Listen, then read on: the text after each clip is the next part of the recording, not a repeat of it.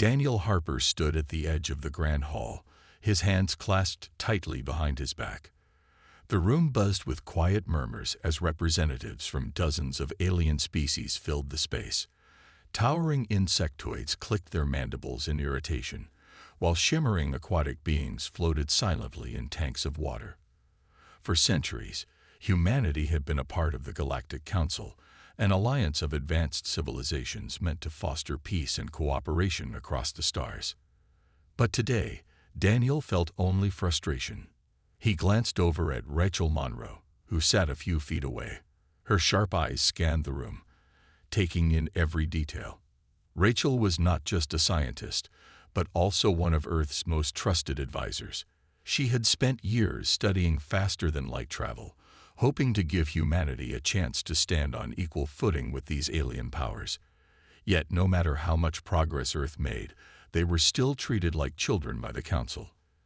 Decisions were made without consulting them, resources were unfairly distributed, and Earth's voice was often ignored entirely. Daniel took a deep breath and stepped forward. All eyes turned to him as he approached the podium. His heart raced, but his voice remained steady. "For too long," he began, "we have stood here asking for fairness, for respect, for a seat at the table that truly matters. And for too long, we have been met with silence or empty promises." The room grew quieter, the weight of his words sinking in. Even the usually restless insectoids seemed to pause. Daniel continued, his tone growing firmer. "We are not your subjects. We are not inferior. Humanity has proven time and again that we can achieve greatness when given the chance. But this council does not believe in us. It never has." Rachel watched him carefully, her expression unreadable. She knew the risks of what Daniel was about to say next. Leaving the council would mean losing access to shared technology, protection from hostile forces, and trade routes essential for survival. It was a gamble, one that could either save humanity or doom it. "And so," Daniel said, raising his voice slightly, "Earth will no longer beg for scraps at your table. From this day forward, we choose our own path. Humanity declares its independence." A wave of shock rippled through the room. Some aliens leaned forward in disbelief, others whispered furiously among themselves.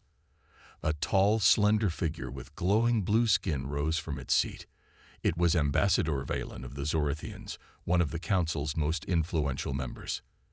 "You misunderstand the gravity of your decision," Veilith said coldly. "Without us, you are vulnerable. Alone." Daniel met the ambassador's gaze without flinching. "Then let us prove ourselves. Let us show you what humanity is truly capable of." As the meeting dissolved into chaos, Rachel joined Daniel near the exit. "Do you realize what you've done?" she asked quietly, though there was no anger in her voice, only determination. "Yes," Daniel replied. "I gave us a fighting chance." Outside, reporters waited eagerly for statements. News of Earth's departure spread quickly, sparking debates across the globe. Some celebrated the bold move, seeing it as a step toward freedom. Others feared the consequences, warning of isolation and danger. Back on Earth, governments scrambled to prepare for life outside the Council's shadow. Rachel returned to her lab that night, staring at schematics for a new engine design. If humanity wanted to survive, they needed to innovate, and fast.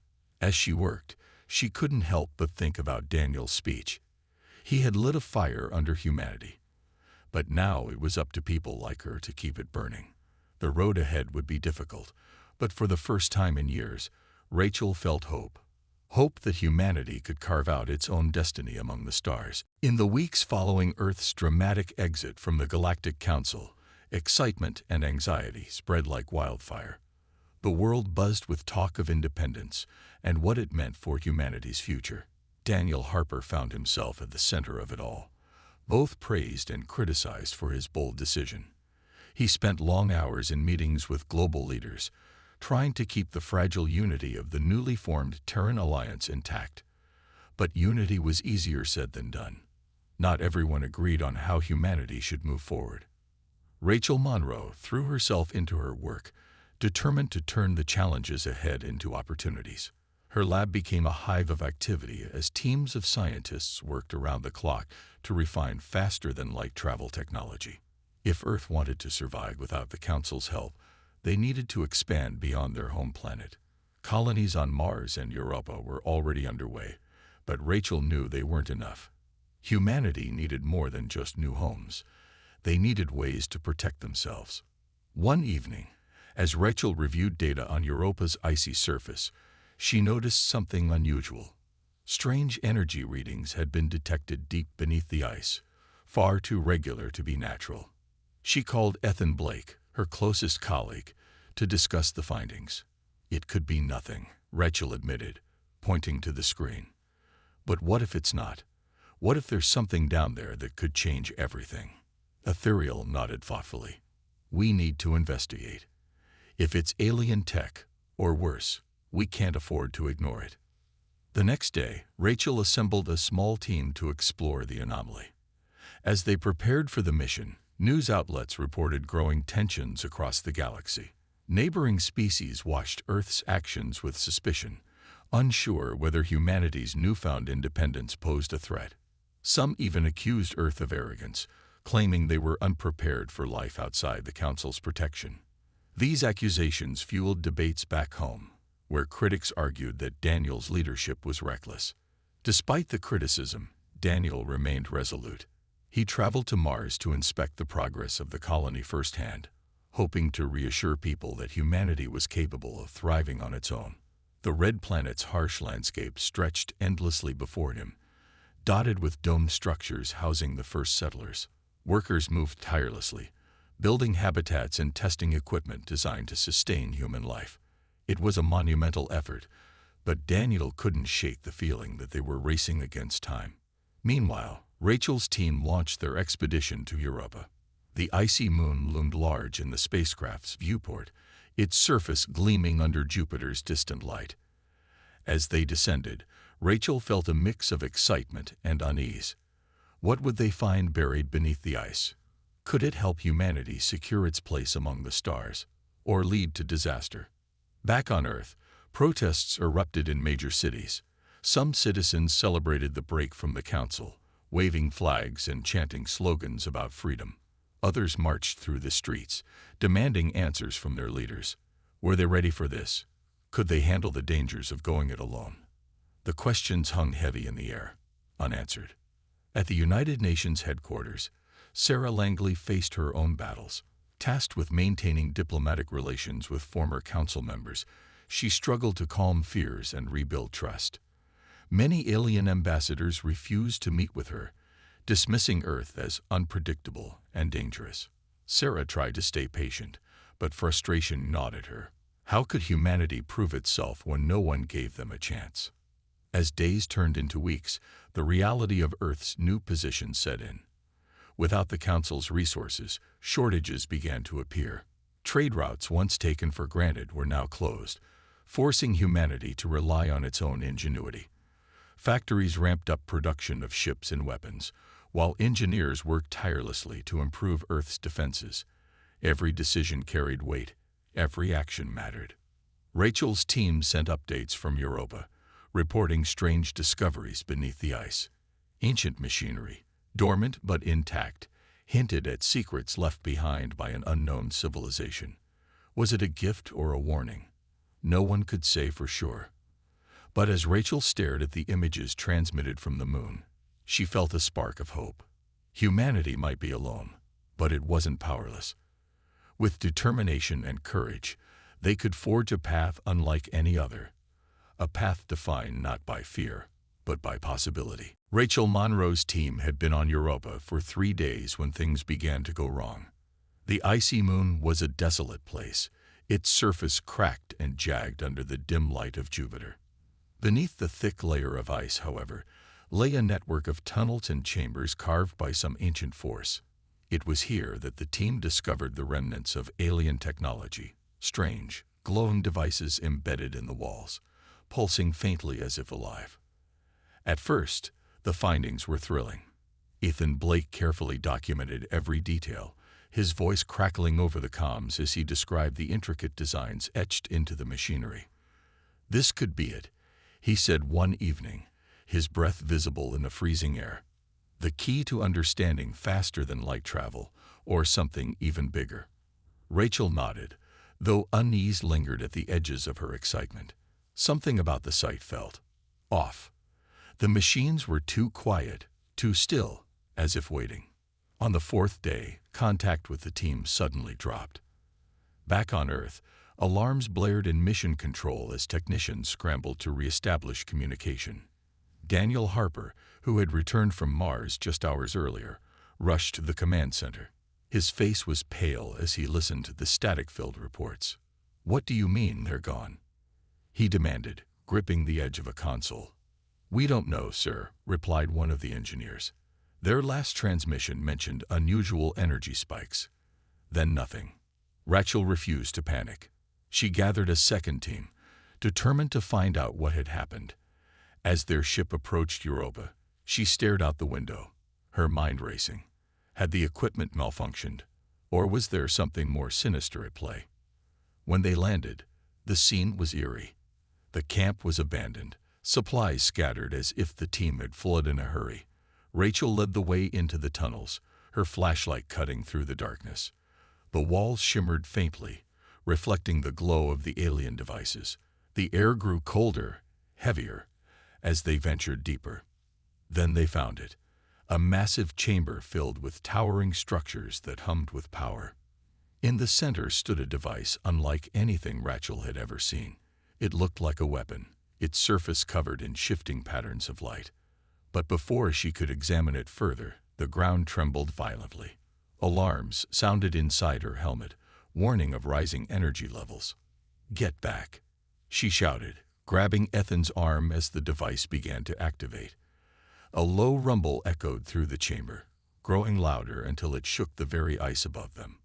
The team barely made it out alive, collapsing onto the surface as chunks of ice rained down behind them.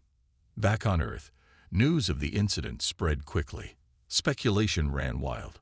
Some believed the artifact was left by an extinct race, while others feared it was a trap set by the Galactic Council to punish humanity for leaving.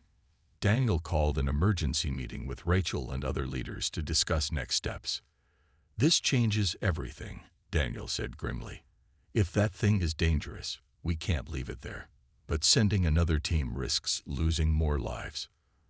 Rachel leaned forward, her expression resolute. "We have no choice. If we abandon it now, someone else will find it. And if it falls into the wrong hands." Her words hung in the air, unspoken fears lingering between them. Humanity had already taken a bold step into the unknown by leaving the Council. Now, they faced a new challenge, one that could shape not only their survival but their future among the stars. As the meeting ended, Rachel stayed behind, staring at images of the artifact on a screen. She couldn't shake the feeling that they were being watched, not by aliens or enemies, but by forces far older and more mysterious.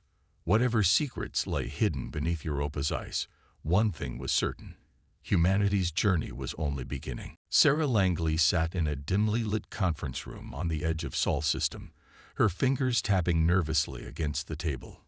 Across from her sat representatives of the Galactic Council, or at least those who still cared to speak with Earth. The mood was tense, almost hostile. Since humanity's departure, whispers about Earth's ambitions had spread like wildfire across the galaxy. Now, Sarah faced accusations she wasn't sure she could counter. "You claim your actions were peaceful," said Ambassador Veilith, his glowing blue skin casting an eerie light in the room, his voice tricked with disdain. "Yet we hear reports of dangerous experiments near Europa. What are you hiding, Ms. Langley?" Sarah forced herself to remain calm. She had practiced this moment countless times in her head, but nothing prepared her for the weight of alien eyes judging her every word. "We aren't hiding anything," she replied steadily. "The expedition to Europa was scientific, a routine exploration mission." "Routine," interrupted another representative, a spindly insectoid whose chitinous body clicked softly as it shifted. "Your definition of routine seems reckless. Missing ships, strange energy readings. These are not signs of peace. Sarah clenched her jaw. She knew the Council was trying to paint Earth as unstable, using fear to turn other species against them. But how could she explain what even Earth didn't fully understand? Rachel Monroe's warnings about the artifact echoed in her mind. If Sarah revealed too much, it might only fuel their suspicions further. I assure you, Sarah continued, choosing her words carefully, Earth has no intention of threatening anyone. Our focus is survival, building a future where we can stand on our own without relying on others. Valen leaned forward, his sharp features twisting into something between curiosity and contempt. And yet, here you are, seeking trade agreements and alliances. Tell me, Ms. Langley, why should we trust you when your people reject cooperation yet demand aid? The question stung because it held a kernel of truth. Humanity's decision to leave the Council had been bold, but it came at a cost. Without access to shared resources, shortages were beginning to bite. Factories struggled to produce enough materials, and colonies on Mars and Europa relied heavily on supplies shipped from Earth. It was becoming clear that independence wouldn't come easily or cheaply. Back home, Daniel Harper watched footage of the meeting, frustration boiling inside him. He paced his office, replaying Sarah's responses over and over. She was doing her best, but the Council's hostility was relentless. Every statement they made seemed designed to undermine Earth's credibility. They're trying to isolate us, Daniel muttered to himself, slamming a fist against the wall. If they succeed, we'll have nowhere to turn. Meanwhile, rumors swirled among Earth's population. News outlets reported leaked documents suggesting sabotage aboard the missing Europa teen's ship. Some claimed rogue factions within Earth's government were responsible, while others pointed fingers at alien interference. Theories grew wilder by the day, dividing public opinion. Protests erupted outside government buildings, demanding answers. Rachel Monroe worked tirelessly to piece together clues about the artifact, hoping to uncover its purpose before panic spiraled out of control. Late one night, she received an unexpected visitor. Matthew Cole, a former scientist turned dissident. His face was pale, his eyes darting nervously around the lab. "You don't know what you're dealing with," Matthew said abruptly, stepping closer.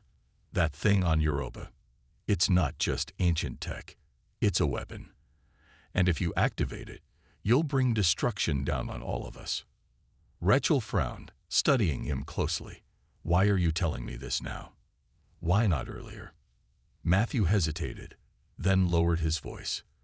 "Because I've seen what happens when humans play with forces they don't understand. You think you're ready, but you're not." His words sent a chill through Rachel, though she refused to show it. "If you know something, Matthew, you need to tell me everything. Lives depend on it." But Matthew only shook his head, backing toward the door. "You'll see soon enough. Just be careful." As he disappeared into the night, Rachel sank into her chair, her mind racing. The galaxy was watching, waiting for humanity to stumble.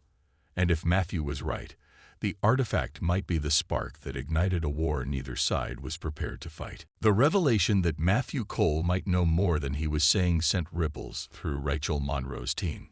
She spent hours replaying their conversation in her mind, trying to make sense of his cryptic warning. Was he truly concerned about humanity's safety, or was he playing a deeper game? Either way, his words couldn't be ignored. The artifact on Europa was dangerous. Rachel felt it in her bones, but proving it to the world wouldn't be easy. Back on Earth, tensions continued to rise. Daniel Harper called an emergency meeting with key leaders to discuss the growing unrest. Reports of sabotage within the Terran Alliance had surfaced, pointing fingers at shadowy groups opposed to Earth's independence. Some believed these factions were working with remnants of the Galactic Council, hoping to destabilize humanity from within. Others suspected rogue operatives like Matthew Cole were acting alone, driven by fear or greed. "We can't let paranoia tear us apart," Daniel said firmly, standing at the head of the table. "If there are traitors among us, we'll find them. But right now, our focus has to be on staying united. Rachel nodded in agreement but remained silent. Her thoughts were still on Matthew and the artifact. If what he said was true, if the device on Europa really was a weapon, it could change everything. Humanity needed answers before making any rash decisions. Days later, Rachel arranged a private meeting with Matthew, hoping to get him to talk further. They met in an abandoned warehouse on the outskirts of the city, its walls lined with rusted metal and flickering lights. Matthew arrived cautiously, glancing over his shoulder as if expecting someone to follow. "You wanted to see me?" he asked, his voice low. "I need you to tell me everything," Rachel replied, stepping closer. "What do you know about the artifact? Who told you it's a weapon?"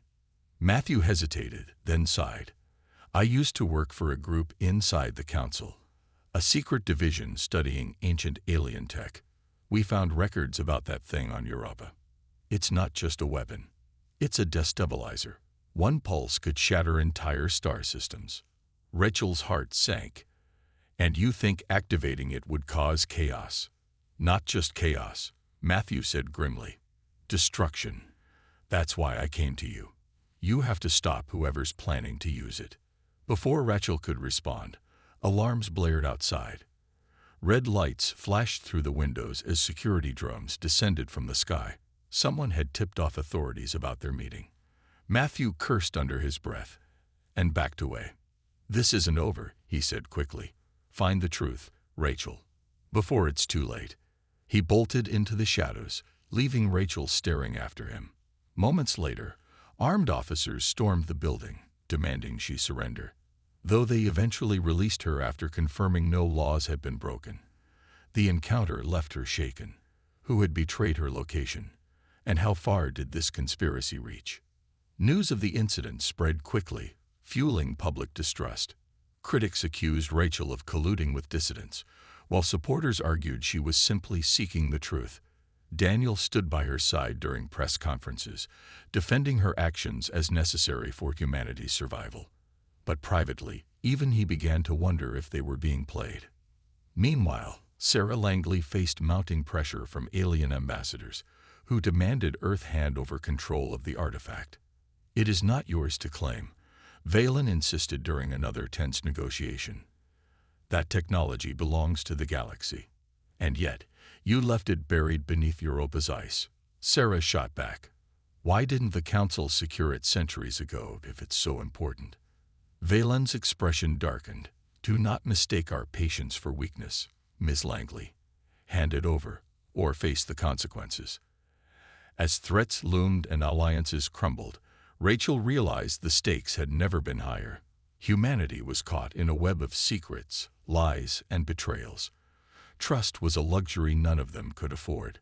But one thing was clear: the artifact on Europa held the key to Earth's future, and possibly its doom. Just as humanity seemed to be drowning in suspicion and division, something unexpected happened. A fleet of ships entered Sol's system, their sleek designs unlike anything Earth's sensors had ever detected.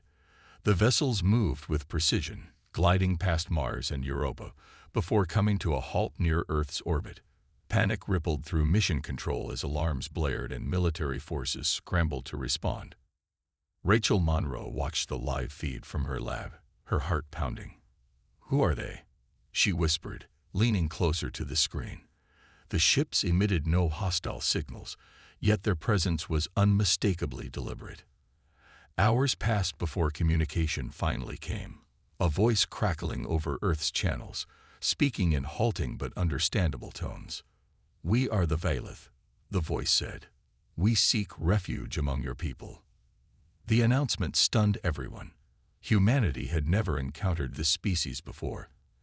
Initial scans revealed they were nomadic, traveling across the stars in search of safety. Their leader, Kelter, explained that their home world had been destroyed by the Galactic Council after they refused to comply with unfair demands. Now, they hoped Earth would offer sanctuary. Daniel Harper hesitated. Allowing the Veilith into Sol's system carried risks. What if they were spies sent by the Council? Yet turning them away felt wrong. Earth had once been treated as outsiders. Denying help now would make them no better than those who had oppressed them. After hours of debate, Daniel authorized limited contact, inviting Keltor to Earth for negotiations. Keltor arrived aboard a smaller shuttle, his form tall and slender, wrapped in flowing robes that shimmered like liquid silver. His eyes glowed faintly, exuding both wisdom and weariness. Rachel joined Daniel and Sarah Langley in the meeting room, eager to hear what the Veilith knew about the galaxy, and perhaps even the artifact on Europa. "You have courage," Keltor began, addressing Daniel directly. "Few would defy the Council as you have, but your fight is far from over." "What do you mean?" Daniel asked, narrowing his eyes. "The Council fears you," Keltor replied. "They see your independence as a threat to their power. Already, they plot against you, using tools left behind by ancient civilizations, tools like the one beneath Europa's ice." Rachel stiffened at his words. "Do you know what it is?" Keltor nodded slowly. "It is called the Shard of Eternus, a relic capable of unraveling entire star systems. The Council left it buried because they feared its power, but also because they hoped to use it someday." Sarah leaned forward, her voice sharp. "Why tell us this? What do you want in return?" Keltor's gaze softened. "We ask only for safe harbor. In exchange, we will share knowledge, technology far beyond what you possess. Together, we can ensure the shard does not fall into the wrong hands." The room fell silent as the weight of his offer sank in. It was tempting. An alliance with the Veilith could give humanity the edge it desperately needed. But trust was fragile, and the risk of betrayal loomed large. Later that night, Daniel met with Rachel and Sarah to discuss their options. "If we work with them, we might stand a chance," Rachel argued. "But if we refuse, we're on our own." Daniel sighed, rubbing his temples. "And if they're lying? If this is a trap set by the Council?" Sarah shook her head. "We can't afford to assume the worst. Right now, they're offering us a lifeline. We'd be fools to ignore it." In the end, Daniel made his decision. He agreed to let the Veilith stay, under strict supervision, while scientists worked alongside them to study the shard. As Keltor departed, he offered a final warning. "Time is short. Trust must grow quickly, for enemies approach, and they will show no mercy." As the days passed, humanity prepared for whatever challenges lay ahead. With the Veilith's help, Earth began unlocking secrets of advanced technology. But doubts lingered. Were the Veilith truly allies, or pawns in a larger game? Only time would tell. As humanity worked alongside the Veilith, progress came quickly, but so did suspicion. The alien refugees shared knowledge of advanced energy systems and faster-than-light travel, helping Earth's scientists refine their technology. Rachel Monroe spent long hours in the lab with Keltor, poring over schematics and data. Despite his calm demeanor, she couldn't shake the feeling that he was holding something back. One evening, as they analyzed readings from the Shard of Eternus, Rachel decided to confront him. "You've been honest about the shard," she began, her tone measured. "But there's more you're not telling us. What are you afraid of?" Keltor paused, his glowing eyes meeting hers. "Fear is a natural response to power we cannot control," he said cryptically. "The shard is dangerous, yes, but it is not the only threat." Before Rachel could press further, alarms blared throughout the facility. Technicians rushed to their stations, voices overlapping in confusion. A transmission had been intercepted, encrypted messages between the Veilith ships and remnants of the Galactic Council. At first glance, it appeared innocent enough. Logistical updates and resource requests. But deeper analysis revealed hidden code suggesting collusion. Daniel Harper was summoned immediately. He arrived at the lab looking exhausted, his face lined with worry. "Are we sure about this?" he asked, staring at the decoded messages on a screen. "If the Veilith are working with the Council, we're in serious trouble." Rachel hesitated. "We don't know for certain. These could be old communications or even false flags planted to sow distrust. But doubt spread quickly. News of the intercepted transmissions leaked to the public, sparking outrage. Protesters gathered outside government buildings, demanding answers. Some called for the immediate expulsion of the Veilith, while others argued they were jumping to conclusions too soon. Tensions within the Terran Alliance reached a boiling point. Matthew Cole re-emerged during this chaos, now openly aligned with the Veilith. He held a press conference, accusing Daniel and Rachel of leading humanity toward disaster. "You think you can handle the Shard alone?" he shouted, his voice trembling with emotion. "You're playing with forces you don't understand. The Veilith are our only hope." His words struck a nerve. Many citizens began to question whether Earth's leaders were capable of handling the growing crisis. Even some of Daniel's closest allies started to waver, unsure who to trust. Determined to uncover the truth, Rachel made a bold decision. She boarded a Veilith vessel alone, insisting on speaking directly with their crew. As she stepped onto the ship, its sleek interior bathed in soft blue light, she felt both awe and unease. Kelter greeted her personally, his expression unreadable. "You take great risks coming here," he said quietly. "I need answers," Rachel replied, her voice steady despite her racing heart. "If you're truly on our side, prove it." Kelter led her to a secure chamber where holographic displays showed star maps and tactical readouts. "The Council plans an attack," he admitted finally. "They believe Earth must be brought back under control before your independence inspires others to rebel. We intercepted their plans and have been preparing defenses, but without your trust, we cannot succeed." Rachel studied the data carefully. It matched reports from Earth's own intelligence networks, lending credibility to Kelter's claims. Still, she couldn't ignore the possibility of deception. "Why didn't you tell us sooner?" she demanded. "Because fear divides," Kelter answered simply, "and division weakens us all." When Rachel returned to Earth, she presented her findings to Daniel and Sarah. Though questions remained, the evidence pointed toward the Veilith being genuine allies. For now, humanity faced a choice: unite against a common enemy or crumble under suspicion and paranoia. Daniel addressed the world at night, his tone resolute. "We may not have all the answers, but we know one thing for certain: the Council will stop at nothing to destroy us. If we stand together, with each other and with the Veilith, we might just survive.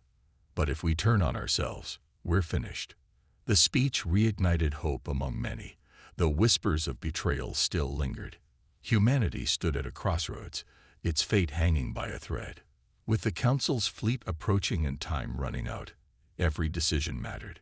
Unity would be their greatest weapon, or their downfall. The Council's fleet arrived without warning, emerging from the void like a storm cloud blotting out the stars.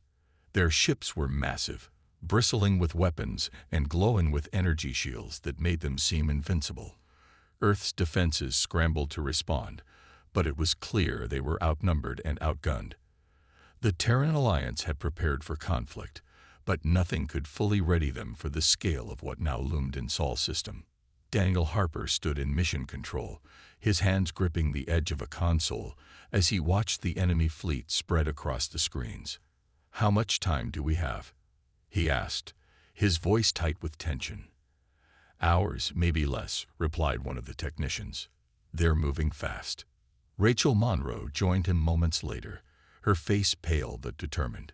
"We can't win this fight head-on," she said urgently. "But if we disable their flagship, the command center, we might cripple their entire operation." Daniel turned to her, his brow furrowed. "That's suicide. Their flagship will be the most heavily guarded ship in the fleet." "I know," Rachel admitted, "but we don't have another option. If we sit here and wait, they'll crush us." After a heated debate, Daniel reluctantly agreed. A small strike team would be assembled, led by Rachel herself. She insisted on going, arguing that her knowledge of alien technology gave her the best chance of succeeding. Ethan Blake volunteered to join her, along with a handful of skilled pilots and engineers. Together, they boarded a sleek stealth vessel designed by the Veilith, its cloaking systems their only hope of reaching the enemy undetected. As the ship slipped through the chaos of battle, Rachel felt the weight of responsibility pressing down on her. Failure wasn't an option, not just for Earth, but for everyone who had placed their trust in her. The Veilith fleet engaged the Council forces in a desperate attempt to buy time, their ships weaving through explosions and laser fire. It was a costly diversion, and Rachel knew lives were being sacrificed for her mission. When they reached the flagship, the team faced their first challenge, breaching its impenetrable shields. Using data provided by the Veilith, Rachel identified a weak point in the energy grid, a flaw so minor it would have gone unnoticed without her expertise. With precision timing, the strike team fired a concentrated burst of energy, creating a temporary gap in the shield. "Go!" Rachel shouted as the ship darted through the opening. They docked in a hidden bay, avoiding detection for the moment. Armed with EMP devices and hacking tools, the team moved quickly through the corridors, dodging patrols and disabling security systems. Inside the command center, Rachel worked frantically to access the flagship's core systems. Her fingers flew over the controls, bypassing layers of encryption. Behind her, Ethan kept watch, his weapon drawn. The sound of approaching footsteps sent a jolt of panic through the group, but they pressed on, knowing retreat wasn't an option. Finally, Rachel found what she needed, a way to disrupt the flagship's power supply. But activating the override required staying behind to manually trigger the sequence. "I'll hold them off," she told Ethan firmly. "Get the others back to the ship." Ethan hesitated, his expression torn between duty and loyalty. "Rachel." "No arguments," she interrupted. "Just go." As the team retreated, Rachel initiated the shutdown sequence, her heart pounding as alarms blared around her. Enemy soldiers stormed into the room, surrounding her. For a moment, she thought it was over. But then the lights flickered and died, plunging the flagship into darkness. The Council fleet faltered, their coordination shattered. Back on Earth, Daniel watched as the enemy ships began to retreat, their formations breaking apart. Relief washed over him, but it was short-lived. He didn't know if Rachel had made it out alive.